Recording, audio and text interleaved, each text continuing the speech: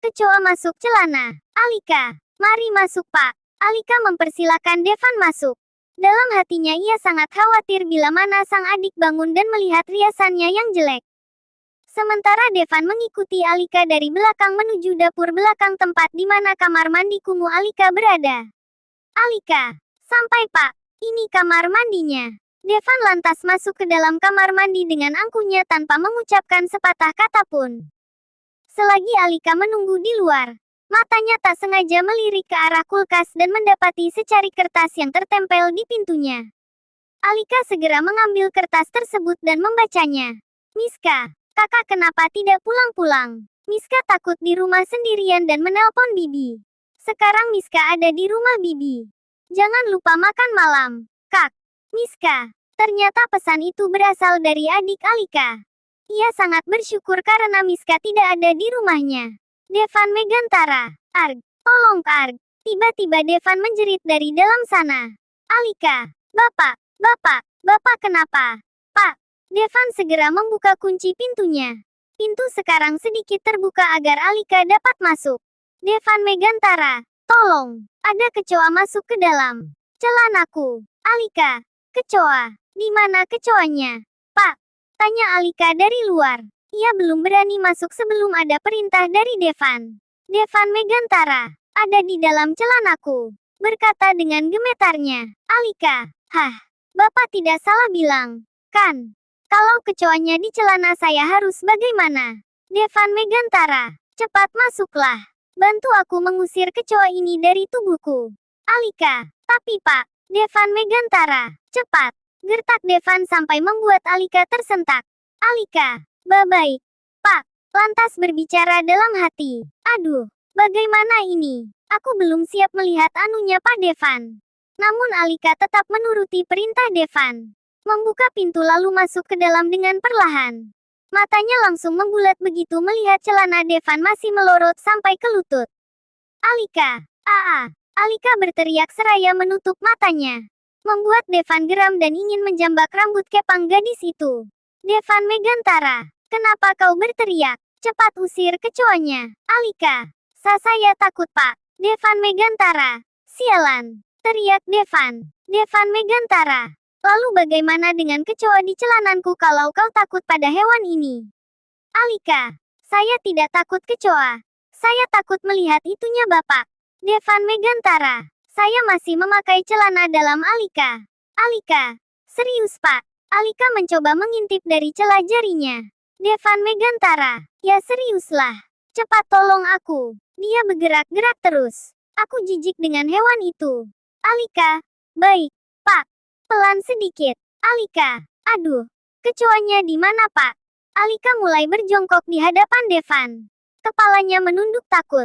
Tak berani melihat gundukan yang tersembunyi di balik daleman pria itu. Devan Megantara, di kaki sebelah kiri. Coba kau rogoh celanaku dari bawah. Perintah Devan. Alika, yang sebelah sini Pak. Devan Megantara, iya. Devan mengangguk. Tangan Alika di bawah sana sudah gemetar bersama otak yang mengajak berpikir tidak karuan. Devan Megantara, aduh, bisakah kau pelan sedikit? Kecoanya naik ke atas. Alika, terus mau dirogoh dari atas Pak. Devan Megantara, jangan, dari bawah saja tapi pelan.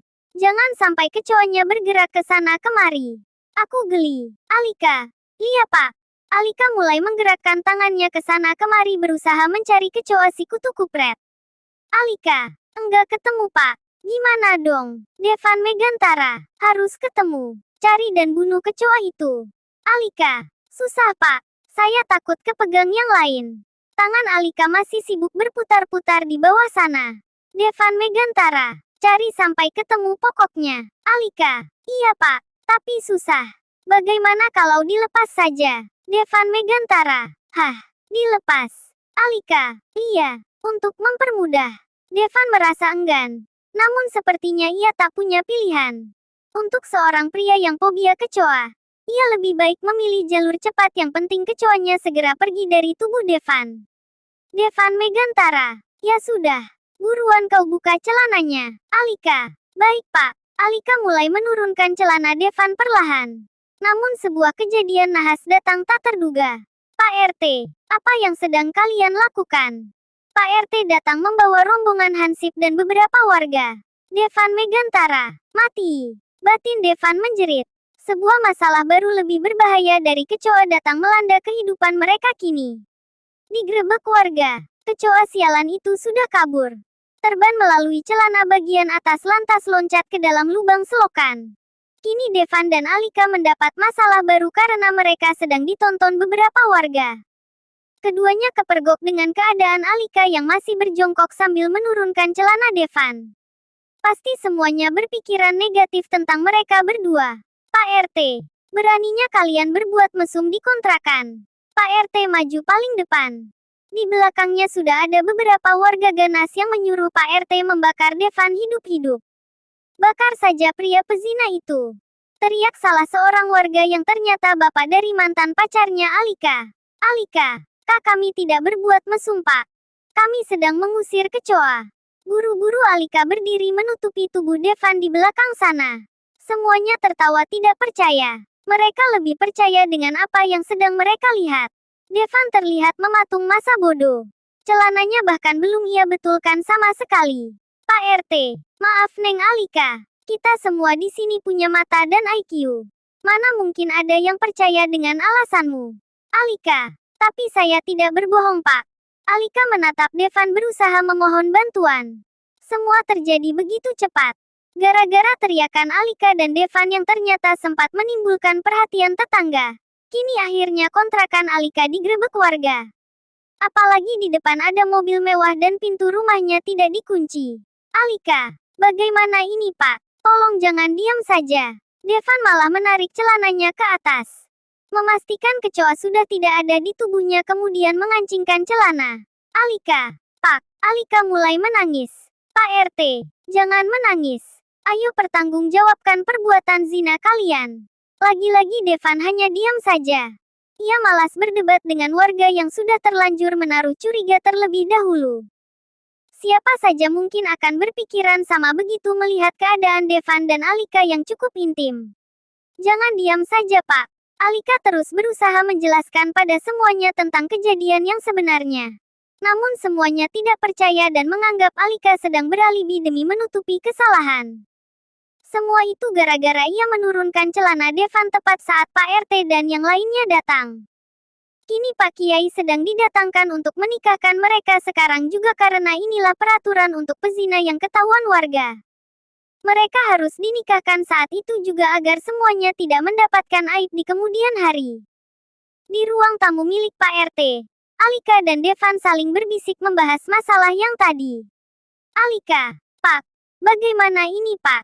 Kenapa Bapak diam saja? Devan Megantara, terus saya harus bagaimana? Alika, jelaskan pada mereka kalau kita tidak ngapa-ngapain. Devan mendekat ke telinga Alika. Semua yang ingin aku ucapkan sudah diwakilkan olehmu. Apa yang harus aku katakan lagi? Alika, Ais, Bapak, yang ngomong apa ke agar mereka percaya? Devan Megantara, ya apa? Devan berubah garang kembali. Ia memang terlihat diam. Tetapi sebenarnya otak Devan tak kalah pusing dengan Alika. Alika, memangnya Bapak mau dinikahkan sama orang jelek seperti saya? Devan Megantara, ya enggak lah. Alika, terus kenapa diam? Devan Megantara, ya aku harus bagaimana Alika? Menyentak saking emosinya. Alika, ya gimana kek Pak? Panggil orang tua Bapak untuk meminta pertolongan. Lebih parah, yang ada kita langsung dibawa nikah ke Kua. Devan Megantara, kalau memanggil orang tuaku, itu akan sangat rumit. Alika, lah, kok begitu Pak? Devan Megantara, ya memang seperti itu. Orang tua pasti akan lebih percaya dengan mereka dibanding aku. Devan melirik beberapa warga yang duduk-duduk di luar. Alika, ya Tuhan, bagaimana ini? Alika makin menangis kejer. Ia tidak mau menikah di usia semuda ini. Apalagi ia baru saja lulus kuliah. Statusnya masih diibaratkan pengangguran beban negara karena belum resmi diterima di perusahaan Devan. Terima kasih sudah nonton channel ini. Jangan lupa support Story Safira dengan cara di subscribe ya guys.